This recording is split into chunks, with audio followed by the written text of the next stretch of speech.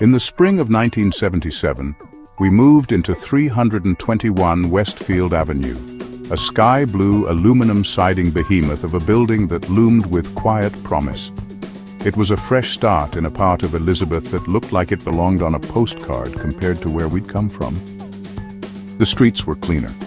The sidewalks weren't chipped like broken teeth. Even the trees seemed to stand taller.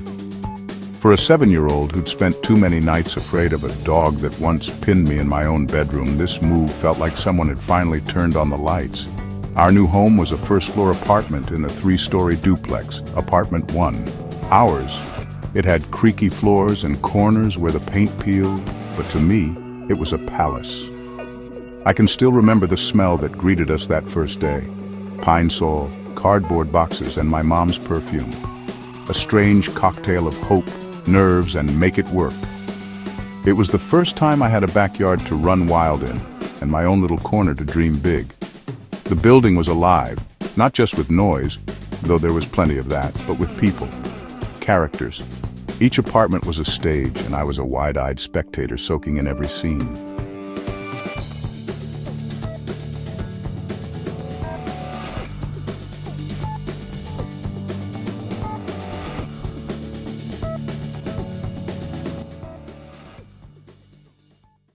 Upstairs in apartment 2 lived the Hernandez family.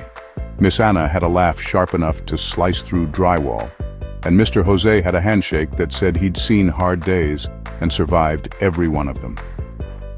Their kids, Jose Jr., Miguel, and Elisa, were already seasoned veterans in the building's social hierarchy. Jose Jr., a year older than me, had swagger. Miguel, 4 years younger, was our loyal understudy, always tagging along.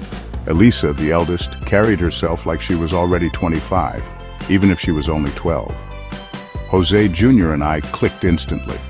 We bonded over comic books and spent hours reenacting Spider-Man scenes in the backyard, swinging imaginary webs from old laundry lines. Our little gang of misfits would later be dubbed the Midget Mafia, a title we wore with pride and maybe a little confusion. Next door in apartment 1L was an elderly white woman with more cats than patience. She'd yell at us from her window for stepping on her grass, even if we were just walking by. We never took it personally. It was her ritual. In apartment 2L lived Daisy, a rocker chick with wild hair, tight jeans, and a thing for Led Zeppelin. She was the neighborhood's unofficial muse, the object of countless innocent crushes, including some from members of the Midget Mafia. Apartment 3L was home to a kind Colombian family, Claudia, Ana, and Rodrigo. Teenagers, church-going, and polite to a fault. They greeted us with quiet nods and occasional invites to their evangelical youth nights, which we mostly declined, but always respectfully. And then there was Mike and his mom in apartment 3. Mike was a full decade older than me, a long-haired, motorcycle-riding, all-American teenager who looked like he'd stepped off the cover of a 1977 rock album. I idolized him from afar. When he offered me a nod or a "hey kid," it felt like being knighted. Our landlord, a Polish man everyone called Mr. Ski, was an enigma.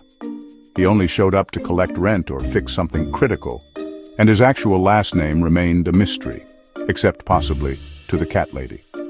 4 out of 6 families in the building were Hispanic. The other 2 may as well have been honorary Boricuas by proximity. It wasn't just a building, it was a world. Self-contained, bursting with stories. For a kid like me, this place was magic. It was my first real taste of community, of belonging, of the beautiful, messy chaos that happens when cultures and personalities and dreams crash into each other in tight quarters. And in that world, amid the salsa music, the shouts from the stoop, the smell of arroz con gandules wafting from windows, I found my voice. Now back to the course. If anyone has a problem with the puma on the putting green, well, you can kiss my kitty.